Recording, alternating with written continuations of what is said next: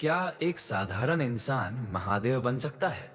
इतिहास गवाह है कि जब जब बुराई का घड़ा भरा है, तब तब किसी न किसी को खड़ा होना पड़ा है। लेकिन ये कहानी किसी स्वर्गलोक की नहीं, बल्कि उस दौर की है जब महादेव हम और आप जैसे ही एक हाड़ मास के इंसान थे। एक ऐसे योद्धा जिनके पास खोने को कुछ नहीं था, लेकिन बचाने के लिए पूरी दुनिया थी। आज हम शुरुआत कर रहे हैं अमीश त्रिपाठी की मशहूर शिवा ट्रिलॉजी की पहली किताब मेलोहा के मृत्युंजय की एक ऐसी यात्रा पर जो आपको प्राचीन भारत के उस वैभव और रहस्यों में ले जाएगी जिसकी आपने कल्पना भी नहीं की होगी। कहानी शुरू होती है साल 1900 बिफोर क्राइस्ट में। मानसरोवर झील के पास तिब्बत के बर्फीले और खतरनाक इलाकों में गुण कबीले का राज था।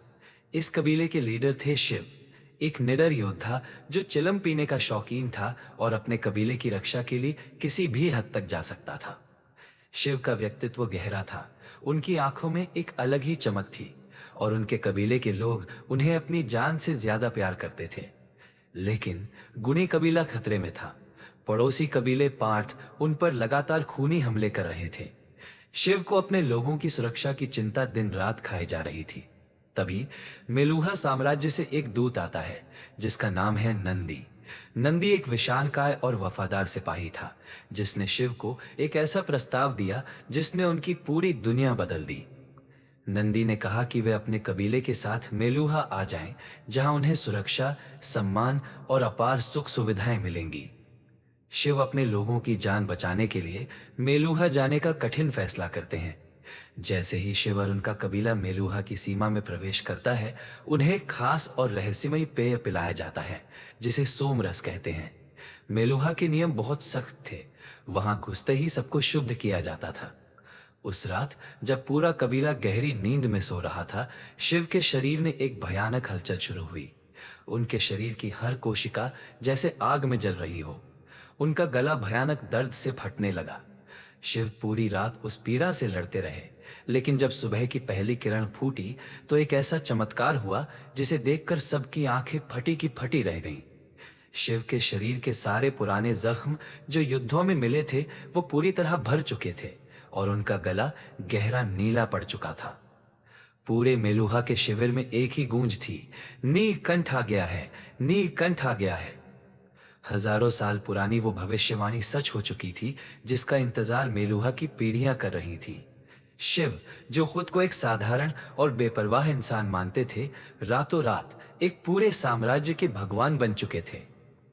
शिव को मेलुहा की भव्य राजधानी देवगिरी ले जाया जाता है। देवगिरी को देखकर शिव दंग रह जाते हैं। वहां की साफ सुथरी सड़कें, अनुशासित नागरिक और शानदार वास्तुकला उन्हें किसी दूसरी दुनिया की लगती थी। मेलुहा के लोग सम्राट राम के सिद्धांतों पर चलने वाले सूर्यवंशी थे। वहां उनकी मुलाकात होती है मेलुहा के सम्राट दक्ष से, जो शिव को देखकर भावुक हो जाते हैं। यहीं शिव पहली बार देखते हैं सती को। सती जो सम्राट दक्ष की बेटी थी, लेकिन उसका व्यक्तित्व किसी राजकुमारी से ज्यादा एक कुशल और कठोर योद्धा जैसा था। सती के चेहरे पर एक उदासी थी जिसे शिव की पारखी नजरों ने तुरंत पहचान लिया। शिव को बाद में एक कड़वा सच पता चलता है, सती एक विकर्मा है। मेलुहा के सख्त कानूनों के हिसाब से विकर्मा वो बदनसीब लोग होते हैं जो अपने पिछले जन्म के पापों के कारण इस जन्म में श्रापित माने जाते हैं। समाज उन्हें अछूत मानता था, कोई उन्हें छू नहीं सकता था। वे मंदिर में सबके साथ बैठ नहीं सकते थे और उनसे विवाह करना तो सबसे बड़ा अपराध माना जाता था। लेकिन शिव, जिनका दिल पहाड़ों की तरह विशाल और आजाद था, उन्होंने इन दकियानूसी नियमों को मानने से साफ इनकार कर दिया। उन्होंने सबके सामने भरी सभा में सती का हाथ थाम लिया। यह सिर्फ एक हाथ थामना नहीं था, बल्कि मेलुहा की सदियों पुरानी परंपराओं को एक खुली चुनौती थी। सम्राट दक्ष और मेलुहा के पंडितों के लिए यह एक बहुत बड़ा शौक था।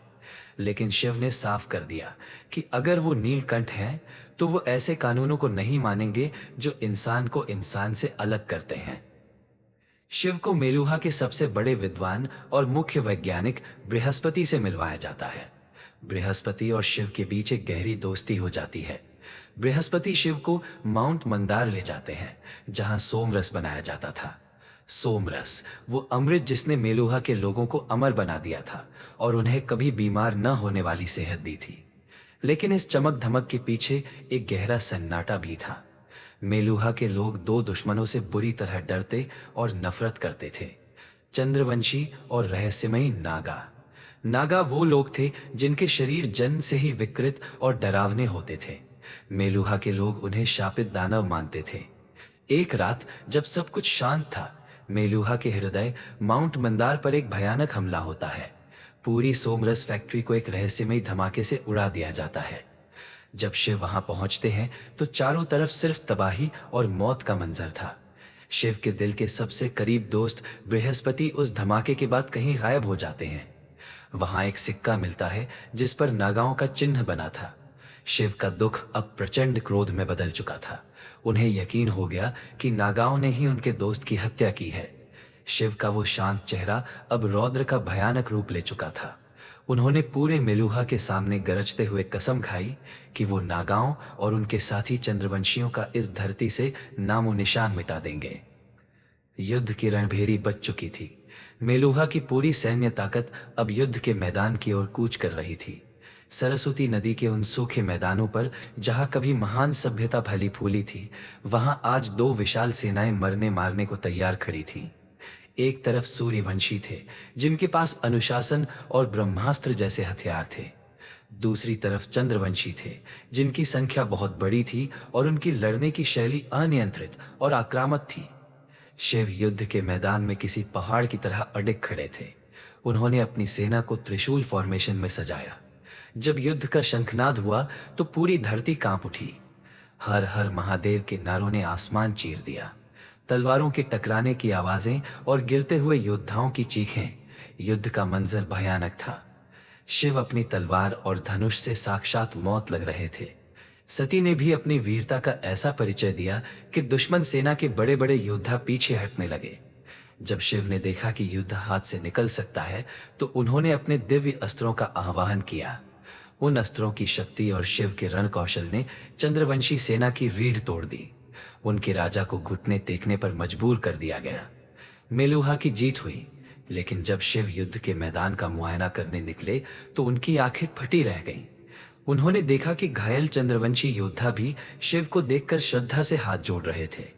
उन्हें पता चला कि चंद्रवंशी भी नीलकंठ की ही भविष्यवाणी पर यकीन करते थे। वे शिव को अपना रक्षक मान रहे थे, दुश्मन नहीं। शिव को गहरा धक्का लगा।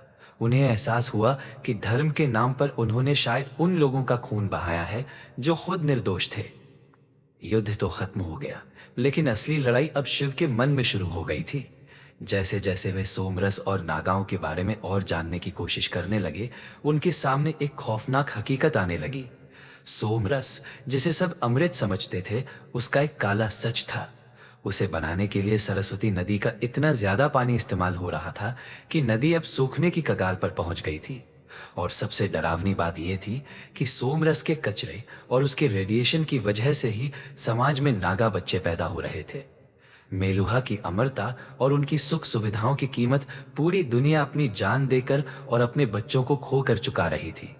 नागा कोई राक्षस नहीं थे, वे तो सोमरस के शिकार थे जिन्हें अपनों ने ही ठुकरा दिया था।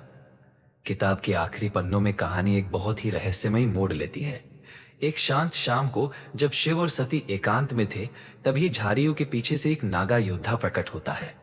शिव अपनी तलवार निकालते हैं, लेकिन सती उस नागा योद्धा को देखकर जैसे पत्थर की बन जाती हैं। सती की आंखों में डर नहीं था, बल्कि एक ऐसी तड़प और पहचान थी जो शिव ने पहले कभी नहीं देखी थी। सती उस नागा को जानती थी।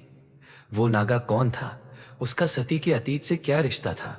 और क्या बृहस्पति सच में उस धमाके में मारे गए थे? शिव अब मेलुहा के राजाओं के कठपुतली देवता नहीं रहे थे। अब वो एक ऐसी सच्चाई की खोज में निकलने वाले थे जो पूरे भारतवर्ष का भविष्य बदलने वाली थी। महादेव का ये सफर अब और भी खतरनाक होने वाला था।